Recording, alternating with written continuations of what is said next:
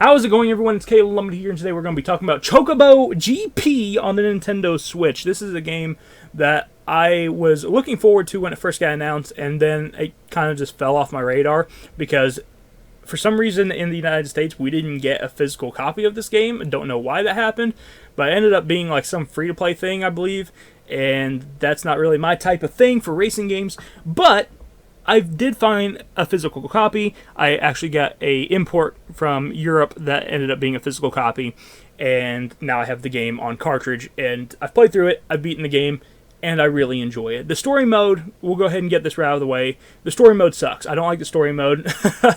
The dialogue for the story is really bad. The voice acting's really bad. All that stuff's not good. But the actual racing itself is pretty fun. If you don't know what Chocobo GP is, first of all, what it's based off of, I guess I should let you know. It's based off Final Fantasy. So the old Final Fantasy games, this basically has a bunch of characters from it. Like you can play as Cloud from Final Fantasy VII in it and stuff like that. And you can play as some of the characters, I believe, from Final Fantasy, I can't remember if it's 6 or 8, but it's one of them. But there's quite a few different characters to choose from. There's some new characters as well. And overall, there's just a lot of Final Fantasy stuff in this game. It's like a lot of the maps are even Final Fantasy locations and stuff like that. And overall, like if you like Final Fantasy, you'll probably like the setting of this game. I'm not a huge Final Fantasy guy, but I've always liked the spin-off games of Final Fantasy, which is kind of weird. But like the Cydia games and stuff like that, I've always enjoyed those. And there's a few other spin-offs that I've played, like the Crystal Chronicles games. I enjoyed those, or enjoyed that one at least I played. But yeah, like I've always enjoyed the spin-off games more than I enjoyed the actual mainline games for some reason. And this is another great spin-off game, honestly. I do enjoy it quite a bit. It's not the best racing game in the world. It can feel a little bit clunky at times, but overall, it's still pretty fun.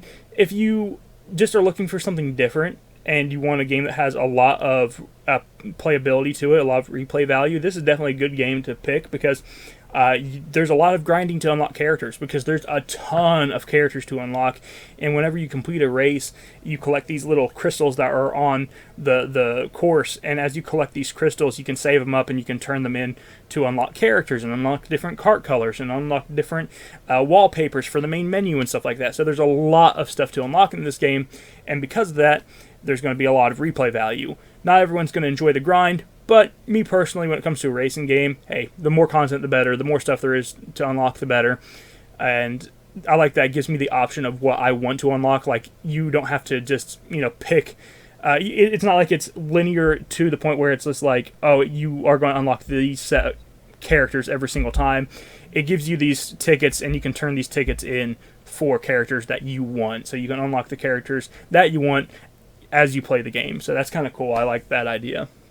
Overall, the game plays pretty well. I haven't really had any problems with the way that it played. I did try the online mode as well, and it was fun. I came in first when I did it, but it's not really my thing. It's just not that...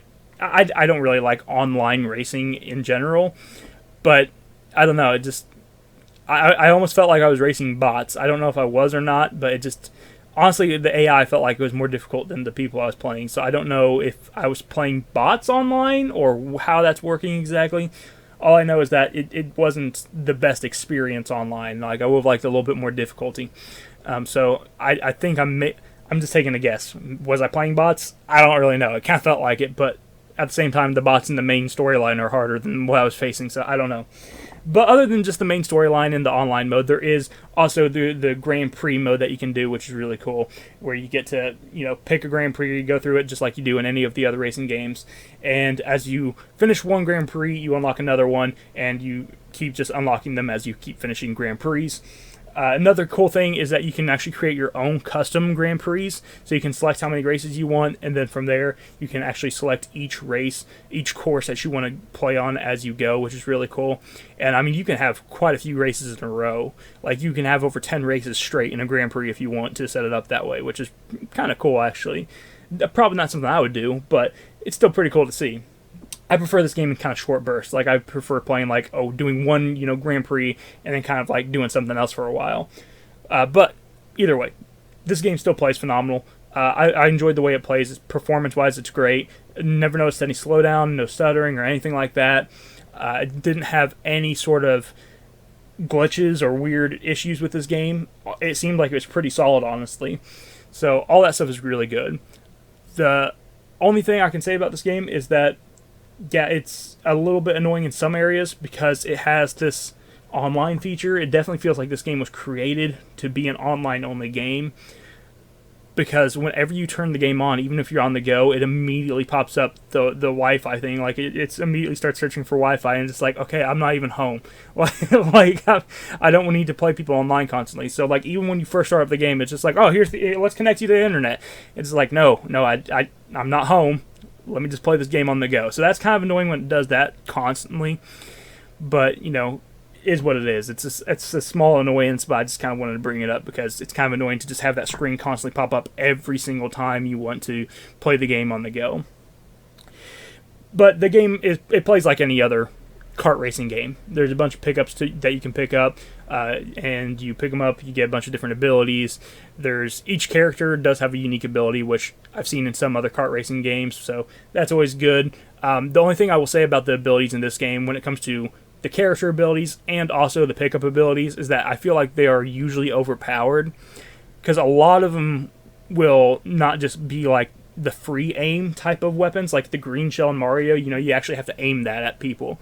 A lot of the pickups in this will actually go along the course and just follow the course like how a car would, so it ends up hitting the people in front of them super easily, and that can be annoying, especially if you are like, it can be really annoying because it can keep happening over and over and over again, especially on some of these courses that have a lot tighter of a road. So, not a big fan of that. I wish that there were more free aim weapons than there are, but it is what it is. It's not a huge deal, but it's just kind of an annoyance whenever you're constantly getting hit in a race over and over and over again.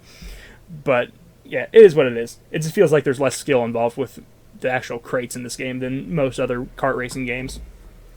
But overall, do I think this game is worth it? It depends how much you can get it for. I don't know about the free-to-play stuff. I don't know if it's still a thing. I don't know if that... I don't know. All I know is that if you want to pick it up physical, I would say $20 is a fair price for it. I wouldn't go over that for it. But if you can pick it up for like $20, that's not a bad deal at all. I picked this game up like a year ago, and I think I got it for $30. So I would say that's a little bit too much, honestly. I probably went 10 over what I probably should have, if I'm being honest, but it is what it is. I was excited for it, and unfortunately, while it's good, it's not as good as some of the other options on the Nintendo Switch. But thank you guys for watching. I hope that you enjoyed this video. If you did, hit the like button, subscribe button down below, and I will see you in the next time. I'll see you in the next video. You have a wonderful day. Bye-bye.